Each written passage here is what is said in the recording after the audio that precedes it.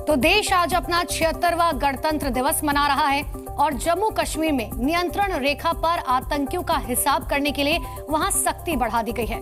देखिए, घुसपैठ पर सेना की पैनी निगाह है।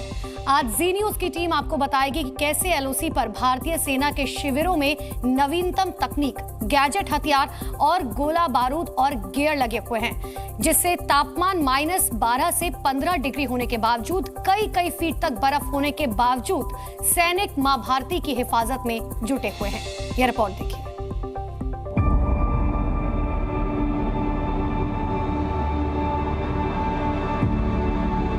बॉर्डर पर -डिग्री तापमान में भी बर्फ को चीरकर देश सेवा में जुटे ये वो वीर सैनिक हैं जो अपनी जान की परवाह किए बगैर 24 घंटे मां भारती की खातिर देश सेवा में जुटे हैं।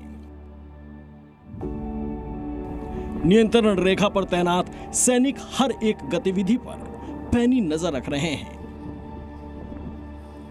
बॉर्डर पर सेना के शिविरों को इतना आत्मनिर्भर बनाया गया है कि इससे न केवल आतंकवादी गतिविधियों और घुसपैठ को शून्य कर दिया गया है, बल्कि सेना के लिए आतंकवाद विरोधी अभियान भी आसान हो गए हैं। पहले भारी बर्फबारी के कारण आखिर में तैनात चौकियां पूरी तरह से कट जाती थी, लेकिन स्नो कटर और सभी इलाकों में चलने वाले वाहनों की मदद से वे चौकियां पूरे साल सुलभ रहती हैं। इस देश के लिए और उन सब का हमारे लिए प्यार है, और जो हमें इस दुर्गम परिस्थिति में भी यहाँ पर हमारी सीमाओं को मजबूत और सुरक्षित रखने के लिए प्रेरित करता है। भारतीय सेना में पिछले कुछ सालों में बहुत बड़ा बदलाव देखा गया है।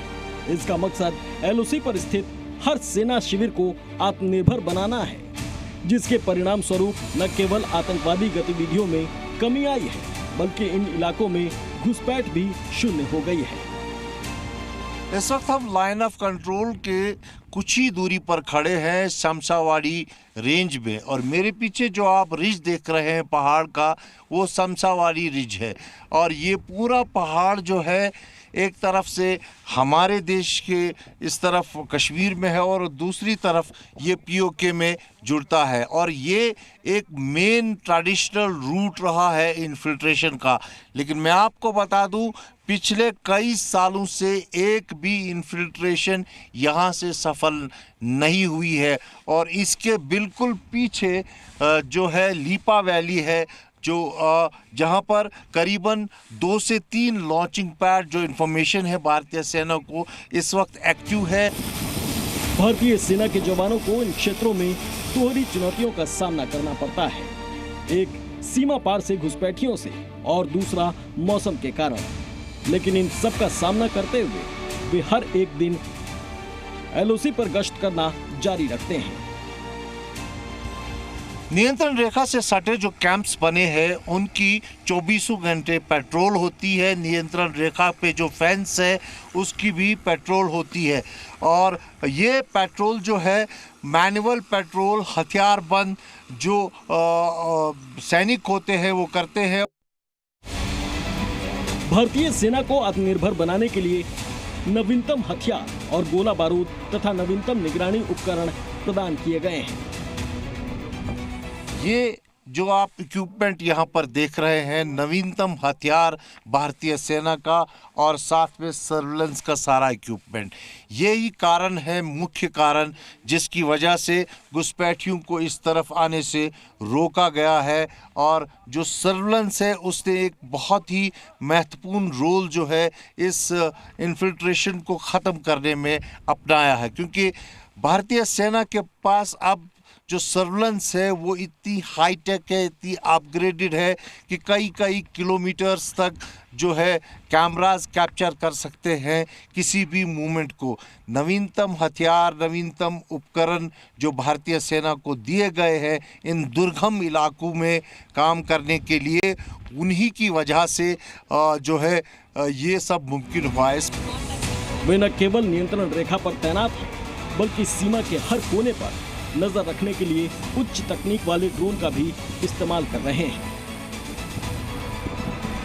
जहां एक तरफ गणतंत्र दिवस का समारोह मना रहा है, वहीं भारतीय सैनिक ये सुनिश्चित कर रहे हैं कि सीमाएं सुरक्षित हो। और ये जो ड्रोन है ये भारतीय सेनाओं की तीसरी आंख बनी है, जो नियंत्रण रेखा को, सीमाओं को पेट्रोल कर रहे हैं। और यही नवीनतम उपकरण ये सुनिश्चित कर रहे हैं कि कश्मीर सुरक्षित रहे और जो दुश्मन है वो इस तरफ आने की जुर्रत क्या भला वो इस तरफ आंख उठाकर भी देखने की ना सोचे। इसी तरह के उपकरण जो है भारतीय सेना को दिए गए हैं, जो पेट्रोल कर रहे हैं नियंत्रण रेखा को। इस वक्त शमशावाड़ी रेंज के इर्द गिर्द आप देख सकते हैं ये ड्रोन उठ रहा है। इसमें जो कैमरास लगे हैं वो इर्द गिर्द के करीबन 5 से 7 किलोमीटर की एरिया के जो इमेज है वो कंट्रोल रूम तक पहुंचा रहे हैं। नियंत्रण रेखा पर हर कैंप में निगरानी कक्ष है, जहां सभी पीटीजेड कैमरे, सीसीटीवी हैं और क्षेत्र में उड़ने वाले ड्रोन जुड़े हुए हैं और पूरे साल 24 घंटे निगरानी रखी जाती है। भारतीय सेना के सैनिकों को इन ऊंचे क्षेत्रों में तैनात किए जाने से पहले विशेष रूप से प्रशिक्षित किया जाता है। 10,000 फीट से ऊंचाई पर जो सैनिक तैनात होते हैं, जहां बर्फबारी करीबन 5 से 10 फीट की होती है और मूवमेंट कम हो जाती है, फिजिकल एक्टिविटी कम हो जाती है, उस जगह पर एक सैनिक को हमेशा चुस्त और एक्टिव रखने के लिए इस तरह की फायरिंग प्रैक्टिस हर दिन 1.5 से 2 घंटा चलती है, ताकि वो अलर्ट रहे, एक्टिव रहे और कोई भी अगर यहाँ पर दुश्मन हरकत करता है तो उसके लिए सैनिक जो है हमेशा 24 घंटे 12 महीने एक्टिव रहे। कोई भी टेम्परेचर हो, कोई भी हालात हो, कितनी भी बर्फबारी हो, कितना भी दुर्गम इलाका हो, लेकिन इस तरह की प्रैक्टिस डेली 1.5 से 2 घंटा चलती है। हर सैनिक से ये प्रैक्टिस करवाई जाती है ताकि वो एक्टिव रहे। और ये खासकर विंटर्स में ये जो प्रैक्टिस है यहाँ पर इन हाई ऑल्टीट्यूड्स पे देखने को मिलती है। भारत सरकार ने भारतीय सेना को बर्फीले इलाकों में सेना पर गश्त करने के लिए स्नो कटर स्की प्रदान किए हैं। इससे सैनिकों के लिए तेज गति से आगे बढ़ना आसान हो जाता है।